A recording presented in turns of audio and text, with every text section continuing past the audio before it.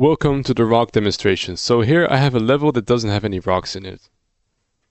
No rocks at all. I mean, actually there are no rocks at all, not even distant rocks, which is a mistake that I need to fix as well before I press the bake button on the light, in the lighting tab. Anyway, let's go back to Blender and demonstrate how this works. So the way this works is for all my grass objects, I can weight paint some rocks right over there.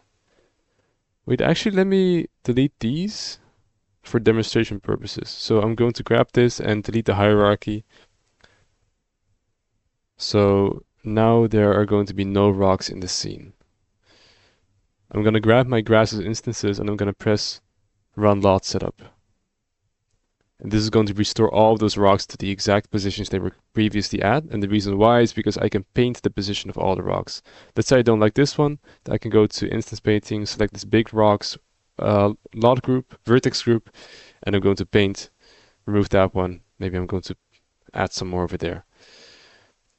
So now I can easily export this entire thing by just selecting it and collection mods and putting it into this one, which I have exported previously. So on the Unity side, it's gonna import after a few seconds. It first needs to export from Blender, which takes like I think 7 seconds. Importing takes a bit longer, I'm pretty sure. No, actually it's pretty fast. Okay, so now I have this thing over here. The problem is that these are massive collections. At least in many cases they are. Like this one is a massive collection that spans basically the entire level, and this is not going to well, it's this one. Yeah, this one spans a large portion of the level, which is not going to be good for Unity because it can no longer call objects that are off screen.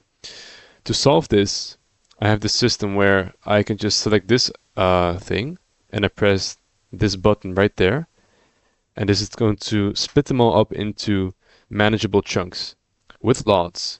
So for example, if I go here, it's a small collection of rocks.